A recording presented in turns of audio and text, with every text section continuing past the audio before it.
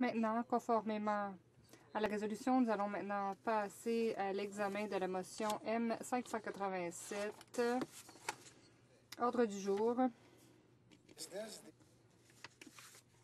Affaires émanant des députés. Motion M587. Reconnaissance de génocide au nom de M. Bott, Mississauga, Streetsville. M. Bott, puis par M. Daniel, propose que la Chambre A réaffirme son appui à l'égard de 1. La loi sur le jour commémoratif de l'Holocauste. 2. La résolution sur la reconnaissance du génocide arménien adoptée le 21 avril 2004. 3. La résolution sur le génocide rwandais adoptée le 7 avril 2008. 4.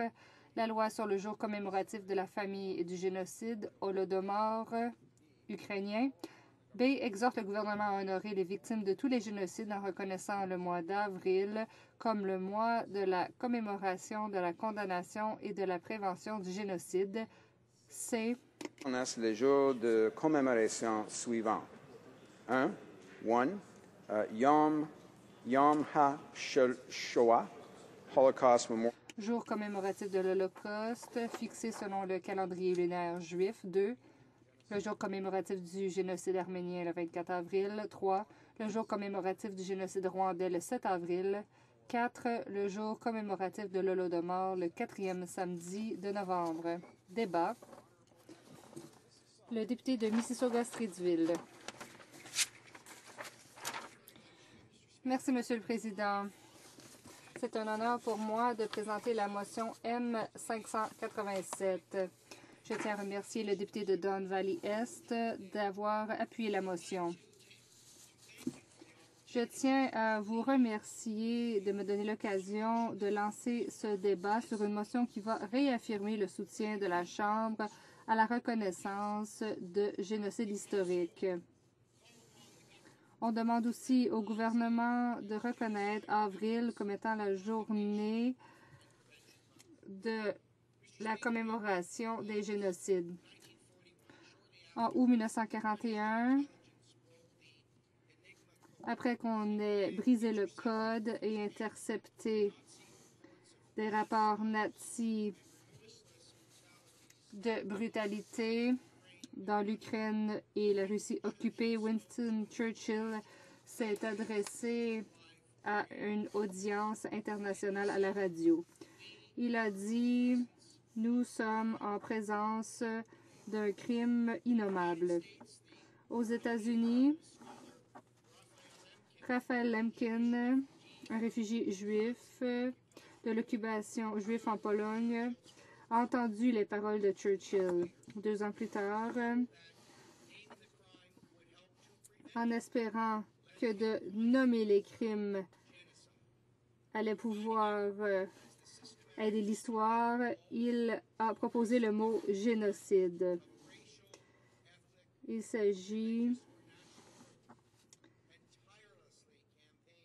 d'une campagne de reconnaissance dans le droit international. Finalement, en 1948, après les crimes des nazis, les Nations unies ont adopté la Convention sur la prévention des génocides. Monsieur le Président, le Canada est signataire de cette convention depuis plus de 60 ans.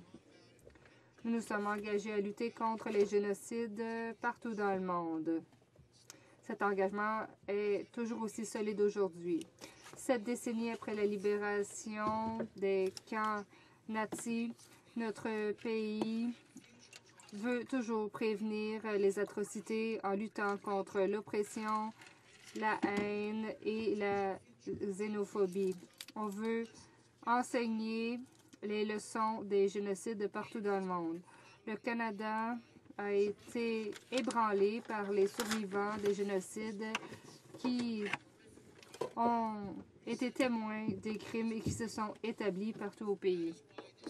Voilà pourquoi notre Parlement a officiellement reconnu le génocide historique qui a touché bon nombre d'immigrants canadiens et les ancêtres de nombreux Canadiens. Ces génocides comprennent l'Holocauste, le génocide arménien, l'Holodomor et le génocide au Rwanda. Monsieur le Président, la loi sur la commémoration de l'Holocauste a été adoptée en 2003 et cette loi reconnaît les atrocités uniques de la Shoah. 6 millions de Juifs européens, y compris 1,5 million d'enfants juifs, ont été tués et des millions d'autres civils européens ont été tués également parce qu'ils appartenaient à des groupes qui étaient considérés comme étant dispensables dans l'idéologie nazie. Mais ce mois-ci, nous avons reconnu les souffrances terribles et les pertes de vie qui ont été subies par le peuple arménien en 1915. Nous l'avons reconnu à titre de génocide et le condamnons comme un crime contre l'humanité. La famine ukrainienne ou le génocide Holodomor plutôt, a été établi et en novembre, nous nous rappelons l'une des plus grandes tragédies du dernier siècle, car dans le cadre de l'Holodomor, des millions d'hommes, de femmes et d'enfants sont morts de faim en 1932 et 1933. Cela a été réalisé par Joseph Staline et son régime.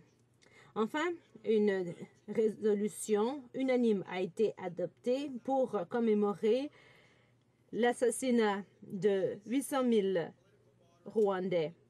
Il y avait un épurage ethnique à l'endroit des Tutsis et on a désigné le 7 avril comme étant une journée de commémoration et de prévention des génocides. Le Parlement avait auparavant déclaré le 7 avril une journée de commémoration des victimes du génocide du Rwanda en 2004. En désignant chaque année le mois d'avril comme étant un mois de commémoration et de condamnation, nous allons plus précisément nous rappeler de ceux qui ont subi des tragédies indicibles et inscrites dans l'histoire. Mais de plus, il faut se rappeler plus généralement que le génocide, ça s'attaque à la dignité humaine même. Les graines du génocide sont plantées dans le racisme et dans le déni des droits de la personne. Nous devons donc maintenir notre vigilance et ne jamais permettre la répétition de crimes aussi horribles. Nous avons une obligation de nous souvenir de ce qui s'est passé, des événements les plus sombres de l'histoire de l'humanité.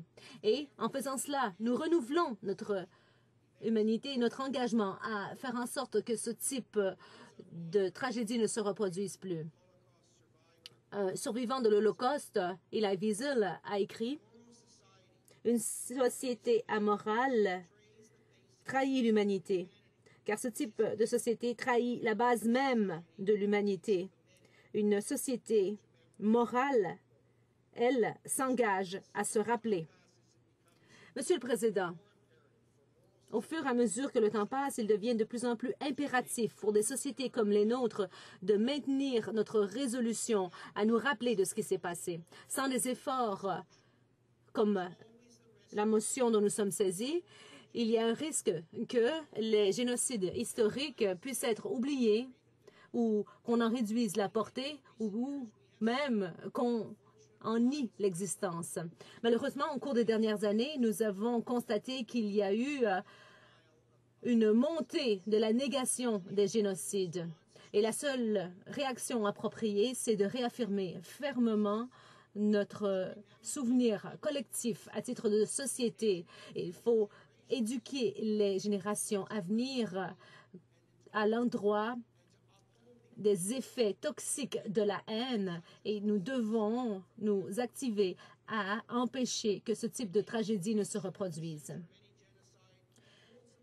Les pays qui ont perpétré ces génocides sont responsables, mais il y a également la communauté internationale qui doit assumer une très grande responsabilité. Et le Canada a été un chef de file en commémoration et en éducation rattachés au génocide. Nous avons ouvert le musée des droits de la personne à Winnipeg. Nous avons appuyé des résolutions sur la prévention des génocides au sein du Conseil des droits de la personne des Nations unies. Et en 2014, nous avons fait partie de l'Alliance du souvenir de l'Holocauste et nous avons donc contribué à bon nombre d'initiatives dans le cadre de cette alliance. Aujourd'hui, nous voulons nous assurer que notre pays continue de montrer l'exemple à l'échelle internationale. J'enjoins donc tous mes collègues à appuyer la motion M587 et je vous remercie, Monsieur le Président, de m'avoir donné l'occasion de m'adresser à la Chambre en cette journée très importante. Questions et observations? Merci, Monsieur le Président. J'aurai bientôt l'honneur de pouvoir m'exprimer également sur la motion 587. Je veux féliciter le député de Mississauga-Streetville de son initiative et je voudrais lui demander qu'est-ce que, comme pays, on devrait faire pour respecter nos ententes internationales, les traités internationaux sur la prévention de futurs génocides et quel est le rôle que le Canada devrait jouer sur la scène internationale pour être davantage proactif pour éviter que de telles atrocités, que de telles horreurs se répètent encore dans l'histoire. Alors, quel est son point de vue sur cette question-là? Le député de Mississauga-Streetville. Monsieur le Président, le Canada continue d'être un chef de file et continue de jouer un rôle efficace au sein de la communauté internationale et nous devons respecter nos engagements internationaux et nous devons respecter les traités que nous avons signés. En ce moment, nous avons un rôle important à jouer en s'assurant qu'il n'y a pas un autre génocide qui soit commis en Irak et en Syrie en déployant des soldats canadiens et de l'aide humanitaire en Irak et en Syrie. Nous cherchons à protéger les minorités religieuses dans ces pays. Il y a des Chaldéens, des chrétiens, des Syriens qui sont assassinés par des éléments de l'État islamique. Alors, nous allons continuer de jouer un rôle solide. Nous allons maintenir notre reconnaissance internationale et nous allons élever notre voix contre ces tragédies. Questions et observations? Député de Saint-Laurent-Cartierville. Je tiens à remercier mon collègue de son discours et de son initiative. J'ai été ravie de collaborer avec lui et comme il le sait sans doute, peut-être qu'on devrait ajouter un autre génocide à la liste. On devrait parler de ce qui s'est passé en Bosnie aussi. Alors j'aimerais savoir ce qu'il en pense. Et mon collègue de Montréal en a parlé au ministre, mais j'aimerais qu'il fasse le point et qu'il nous indique si le Canada est prêt à inclure le génocide de la Bosnie. Le député de Mississauga-Streetville. Monsieur le Président, tout d'abord, je tiens à remercier mes collègues du Parti vert, libéral et Nouveau Parti démocratique. Et c'est bien de voir que tous les députés en Chambre s'entendent sur un sujet. Et je crois que cela est à notre avantage. Mais donc, Monsieur le Président, dans ma motion, j'ai fait référence à 4 génocides, mais manifestement, le mois d'avril, si cette motion est adoptée, devrait être reconnu comme étant le mois de la prévention des génocides et cela comprendrait tous les génocides, y compris en Bosnie et autres types de tragédies de la sorte qui ont eu lieu. Et je crois qu'on peut trouver une façon de souligner ces événements terribles de l'histoire humaine et il serait possible aussi d'inclure d'autres organisations qui voudraient prendre part à ces commémorations au mois d'avril. Questions et observations? Le secrétaire parlementaire du Premier ministre. Monsieur le Président, je tiens à remercier le député d'avoir proposé cette motion. durant le dernier week-end, dans le centre-ville de Toronto, il y avait différentes activités pour se commémorer le génocide arménien. Et j'aimerais que les députés nous disent à quel point c'est important de vraiment se rappeler de ces événements, pas seulement pour le gouvernement ou les membres du Parlement, mais aussi à quel point c'est important qu'on s'en rappelle pour les victimes. Et encore une fois, je remercie le député d'avoir proposé sa motion. Le député de Mississauga-Streetsville. Je remercie le secrétaire parlementaire du premier ministre de sa question. Même aujourd'hui, Monsieur le Président, il y a à peine quelques heures de cela, sur la colline parlementaire, il y a eu un rassemblement pour commémorer le génocide arménien. Et vous pouviez vraiment voir l'expression des visages des personnes présentes. Et sur leurs visages, on pouvait lire de la douleur, de la tristesse. Ils pensaient à leurs parents, à leurs amis et à leurs ancêtres qui ont été touchés. On dit que le temps efface les douleurs, mais ce n'est pas toujours le cas. Si on ne se rappelle pas de ces événements qui ont marqué notre histoire, si on ne se rappelle pas des pans sombres de notre histoire, alors malheureusement, on est condamné à répéter ces événements. Et nous devons donc nous en rappeler chaque année, sans y manquer. Reprise du débat. Merci, Monsieur le Président. Encore une fois, ça me fait... je suis profondément honoré de pouvoir participer à ce débat-là et à cette discussion ici à la Chambre des communes. C'est une question fondamentale, une question extrêmement importante et je souligne encore une fois et remercie mon collègue de Mississauga-Streetsville pour le dépôt de cette motion et cette initiative qui nous permet de réfléchir collectivement et d'avoir une discussion rationnelle sur des événements tragiques qui se sont passés pendant le 20e siècle. Le génocide arménien, le premier génocide du 20e siècle, mais par la suite également Holodomor, l'Holocauste et plus récemment le génocide rwandais. Et c'est important qu'on ait cette discussion-là et cette réflexion-là, et c'est important qu'on le fasse également cette semaine. Et ce n'est pas un hasard si on a le débat sur cette motion-là aujourd'hui, le 24 avril. Et le NPD, on a travaillé fort cette semaine pour que ça se fasse avant ou le 24 avril. Pourquoi? Parce que le 24 avril est une date importante. Il y a 100 ans, le ministre de l'Intérieur de l'Empire ottoman envoyait un tragique télégramme qui donnait le coup d'envoi à des atrocités et à des massacres qui allaient se poursuivre pendant quelques années, où 1,5 million d'Arméniens allaient mourir, où on a expérimenté pour la première fois des camps de concentration et des camps d'extermination. Pour la première fois au 20e siècle, il y a eu une tentative délibérée d'oblitérer un peuple au complet, de le faire disparaître de la carte de la Terre. Et heureusement, ça a échoué. Mais il y a eu une force considérable qui a été mise en œuvre dans le but de détruire et de tuer sur l'unique base de ce que ces gens-là étaient. Mettre les moyens de l'État pour faire disparaître de la face de la terre un peuple, une langue et une culture. Et les gens qui ont perdu la vie, les gens qui sont morts là-bas sont considérés aujourd'hui comme des saints, comme des martyrs. C'est le pape qui l'a affirmé récemment. Et ça, ce n'est pas rien. Ça veut dire quelque chose. Ces gens-là ont souffert des réalités complètement horribles. Des familles ont été anéanties. On a tué, massacré des gens, puis avec les femmes et les enfants, on les a déportés massivement en les faisant marcher pendant des jours, des semaines dans le désert. Évidemment, ils n'ont pas survécu à ça. Et c'est important qu'on s'en souvienne.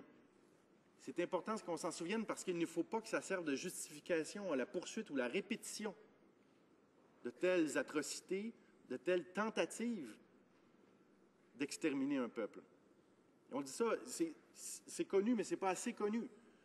Quand Adolf Hitler tentait de justifier son plan d'élimination du peuple juif de l'Europe, cette triste citation où il disait « Oui, mais qui aujourd'hui se souvient de l'extermination des Arméniens ?» comme étant une preuve qu'on peut faire ça. On peut se permettre d'essayer de tuer des millions de personnes sur la seule base de qui ils sont, de leur ethnicité, leur religion ou leur langue. C'est extrêmement tragique et il faut que cette histoire-là se sache, ne serait-ce que pour éviter qu'elle se répète.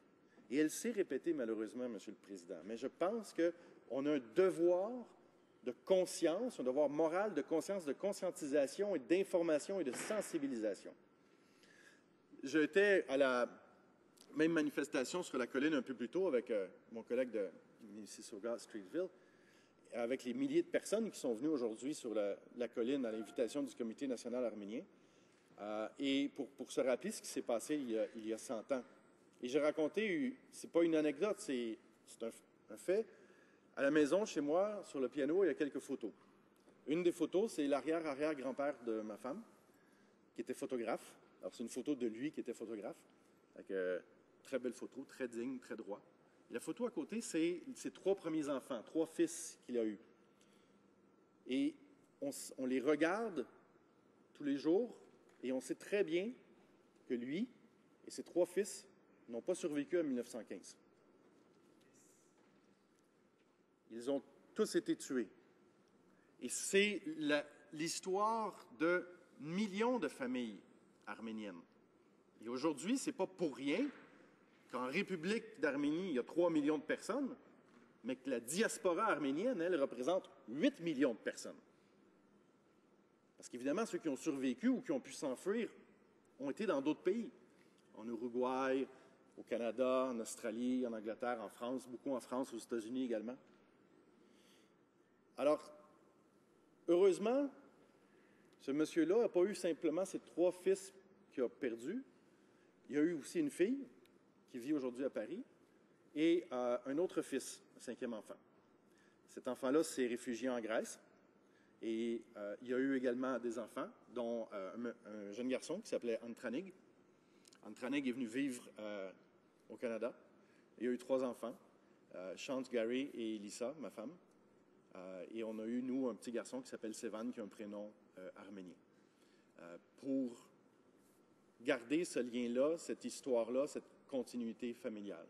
Et c'est important pour nous de porter ce message-là, message de lutte contre l'intolérance, le racisme, la xénophobie, le fait qu'on doit travailler tous les jours, ici au Parlement, mais à l'extérieur surtout, pour trouver un vivre ensemble qui soit agréable, convivial, respectueux des différences et l'acceptation de ces différences-là. Parce que par la suite, on a eu, au cours du 20e siècle, d'autres drames, d'autres génocides qui se sont succédés. Holodomor, le génocide ukrainien, lui non plus pas assez connu. Staline a industrialisé l'URSS sur le dos du peuple de l'Ukraine, en volant et en extorquant le blé et les céréales ukrainiennes, en les vendant sur les marchés internationaux pour être capable de s'acheter des usines en pièces détachées qui allaient permettre l'industrialisation de l'URSS. Mais c'est sur le dos de la mort de millions de personnes qu'il a fait ça. C'était une famine intentionnelle et délibérée, un acte criminel, organisé. Et ça s'est répété par la suite avec l'Holocauste, on le sait, les camps de la mort, les camps d'extermination, les trains qui amenaient les Juifs dans les fourneaux, dans les chambres à gaz. 6 millions de personnes qui sont mortes à ce moment-là. Et en 1994, il n'y a pas si longtemps que ça, le massacre des Tutsis au Rwanda, où 800 000 personnes ont été tuées en 3 mois et demi. Alors, on a un devoir de mémoire. Et le Parlement canadien est un bon endroit pour être capable de réaffirmer que nous savons ce qui s'est produit, nous reconnaissons, nous nous souvenons de ces hommes, de ces femmes, des enfants qui ont été tués tout simplement pour ce qu'ils étaient et pour éviter que cela se reproduise. Et c'est pourquoi, au NPD, on appelle le gouvernement canadien et le Canada à travailler davantage avec nos traités internationaux sur la prévention des génocides, mais également sur le fait qu'on doit punir les gens qui sont les responsables étatiques, gouvernementaux de ça. Et on l'a déjà fait. On est fiers également, Alexa McDonough avait été une des parraines de la motion en 2004 qui avait été adoptée ici sur la reconnaissance du génocide arménien, mais mon collègue de Ottawa Centre a aussi déposé en 2010 une résolution faisant en sorte que le 23 avril est la journée nationale de commémoration et d'action contre les atrocités de masse. C'est une occasion qui commémore toutes les atrocités, y compris les génocides, les crimes contre l'humanité, le nettoyage ethnique et les crimes de guerre majeurs. C'est malheureux de voir et de constater qu'encore aujourd'hui, de tels crimes se produisent. Je voudrais quand même souligner également, même s'il n'est pas dans cette motion-là, les crimes contre la population qui ont été commis au Cambodge, où entre 1975 et 1979, à peu près 1 personne sur 5 est disparue, a été tuée dans ce pays-là. C'est complètement inacceptable et atroce. Et encore aujourd'hui, il y a des crimes de guerre, des crimes de l'humanité qui se produisent et nous devons en parler, nous devons les condamner, nous devons agir pour éviter que cela se passe et que cela se reproduise. Mais aujourd'hui, Monsieur le Président, au nom du NPD, je suis extrêmement fier d'être dans ces chambres avec mes collègues pour appuyer cette motion-là et rappeler qu'il y a eu le génocide arménien en 1915, il y a eu le génocide ukrainien, il y a eu l'Holocauste, il y a eu le génocide rwandais. On s'en souvient, on ne l'oubliera jamais et on va faire en sorte, avec tous les moyens que nous avons, que ça ne se reproduise plus non plus. Merci, Monsieur le Président. Resuming debate, the honourable member for... Reprise du débat, le député de Mont-Royal. Merci, Monsieur le Président. Plus tôt ce mois-ci, à l'occasion du 23e anniversaire du génocide des Tutsis au Rwanda, j'ai pris la parole devant un rassemblement sur la colline du Parlement pour marquer la journée de réflexion sur la prévention du génocide. Hier, j'ai participé à un service de commémoration de l'Holocauste et plus tôt aujourd'hui, j'ai pu m'adresser aux milliers rassemblés devant l'édifice du centre qui commémore le 100e anniversaire du génocide arménien et que le pape, dis-je, François, a reconnu comme étant le premier génocide de l'ère moderne.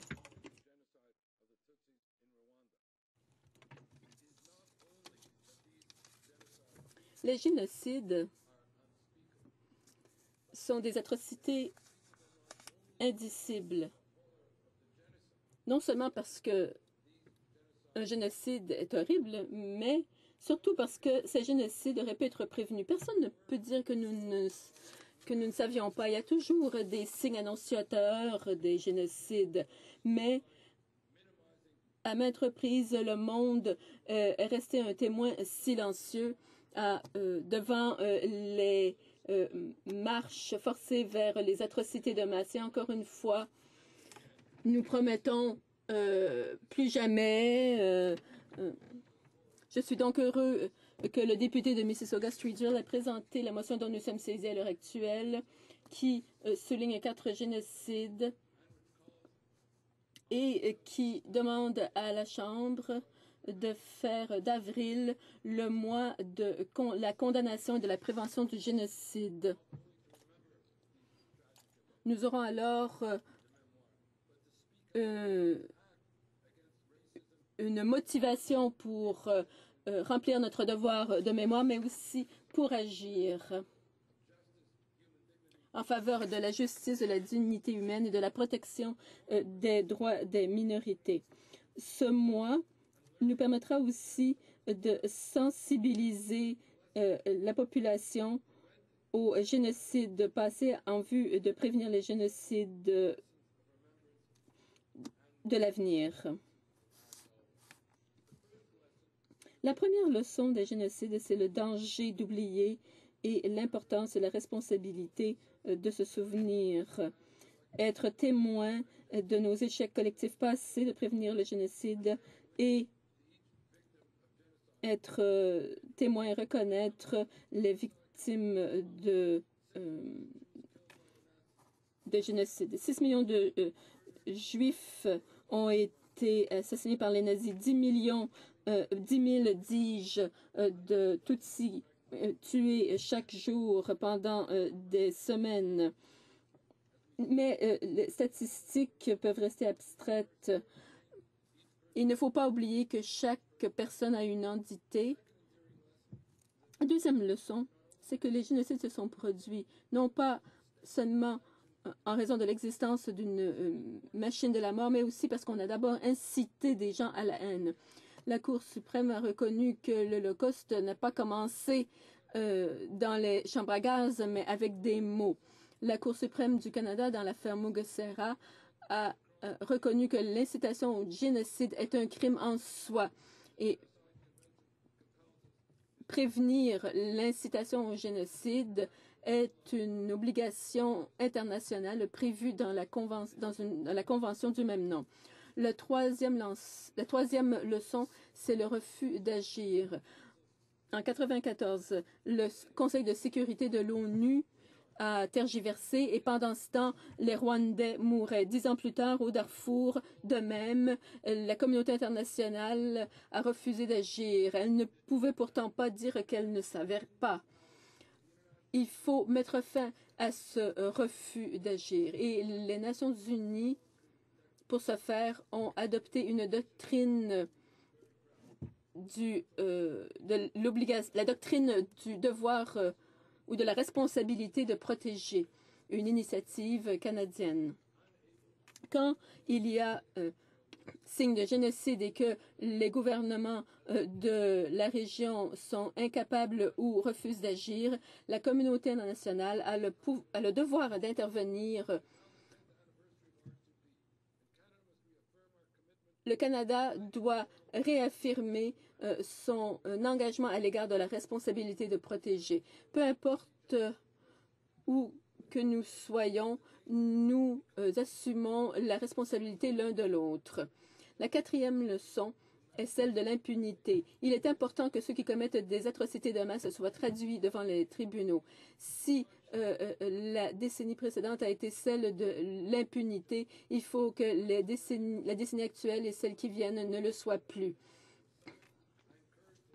J'encourage le gouvernement à consacrer suffisamment de ressources au programme des crimes de guerre du Canada afin que les criminels de guerre soient traduits devant les tribunaux. La cinquième leçon est celle de la cruauté du déni des génocides. Quand on nie qu'il y a un génocide, on se fait complice du génocide. Aujourd'hui, une foule s'est massée sur la colline du Parlement pour commémorer le génocide arménien. Il faut que ce soit clair que le gouvernement turc et la population turque ne sont pas responsables du génocide commis il y a 100 ans. Il faut toutefois que la Turquie reconnaisse ce qui a été fait dans le passé. Il faut aussi reconnaître ceux qui ont confronté qui ont fait face au mal. Je pense notamment à notre ancien collègue, le sénateur Roméo Dallaire, l'ex-sénateur Roméo Dallaire, qui et aussi Raoul Wallenberg, le diplomate suédois qui, en 1944, a sauvé plus de juifs hongrois que quelques gouvernements que ce soit avant de disparaître dans le goulag russe. Nous devons aussi rendre hommage aux survivants qui ont vécu la pire humanité et qui ont trouvé les ressources nécessaires pour survivre et refaire leur vie et contribuer à l'édification de la communauté dans laquelle ils vivent. Je remercie encore une fois le député de Mississauga-Streetsville de sa motion. Mon parti et moi-même appuierons volontiers la motion. Avant de terminer, Monsieur le Président, j'ai reçu une lettre plus tôt cette semaine du président du Congrès nord-américain des Bosniaques et de l'Institut sur la recherche sur les génocides qui se sont dit étonnés que la journée de commémoration du massacre de Srebrenica ne soit pas mentionnée dans la motion M587 et demandent qu'ils y soient inclus. La journée de commémoration du massacre de Srebrenica est la seule qui a été reconnue par la Chambre qui ne figure pas dans cette motion. Donc, dans les semaines qui viennent, Je présenterai une motion pour que le massacre de Srebrenica soit reconnu comme un génocide et fasse objet d'une commémoration aussi. Avec l'adoption de cette motion, dorénavant, en avril, les Canadiens se rappelleront les victimes des génocides et seront sensibilisés à l'importance de la tolérance et de la paix. Plus jamais, et cette fois-ci, ce sera vrai. Merci, Monsieur le Président. Resuming debate. Reprise du débat. Accordingly, I invite the En conséquence, j'invite le député de Mississauga-Streetsville à présenter les remarques de clôture. Il a 5 minutes pour ce faire. Le député de Mississauga-Streetsville. Merci, Monsieur le Président. Merci beaucoup. J'aimerais tout particulièrement remercier mon collègue de Rosemont-la-Petite-Patrie et le député de Mont-Royal d'avoir pris la parole au nom de leur parti en faveur de la motion. Je remercie aussi la députée de Saanich-Golf-Islands qui m'a indiqué que son parti appuie aussi la motion. Aujourd'hui est une grande journée pour le Parlement.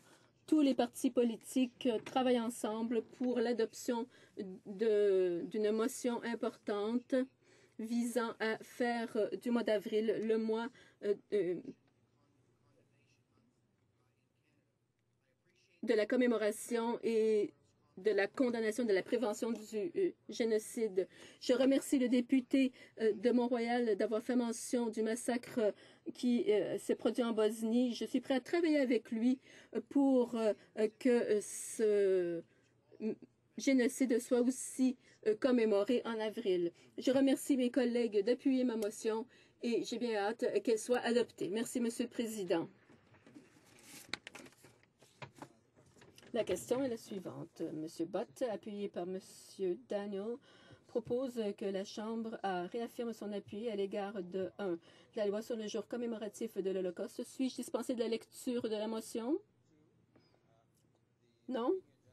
2. La résolution sur la reconnaissance du génocide arménien adoptée le 28 avril 2004. 3. La résolution sur le génocide rwandais adoptée le 7 avril 2008. 4. La loi sur le jour commémoratif de la famine et du génocide holodomor ukrainien. honorer les victimes de tous les génocides en reconnaissant le mois d'avril comme le mois de la commémoration, de la condamnation et de la prévention du génocide. C. Reconnaissent les jours de commémoration suivants. 1. Le Yom HaShoah, jour commémoratif de l'Holocauste, fixé selon le calendrier lunaire juif. 2. Le jour commémoratif du génocide arménien, le 24 avril. 3. Le jour commémoratif du génocide rwandais, le 7 avril. Et 4. Le jour commémoratif de l'Holodomor, le 4e samedi de novembre. Plaît-il à la Chambre d'adopter cette motion? All those in favor. Que tous ceux qui appuient la motion veulent bien dire oui. All those. Que tous ceux qui s'opposent à la motion veulent bien dire non. In my opinion, À mon avis, les oui l'emportent. Je déclare la motion adoptée.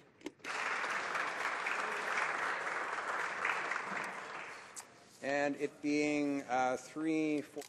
Comme il est 15h15, conformément au règlement, la Chambre s'ajourne jusqu'à lundi prochain à 11h, conformément à l'article 24.1 du règlement.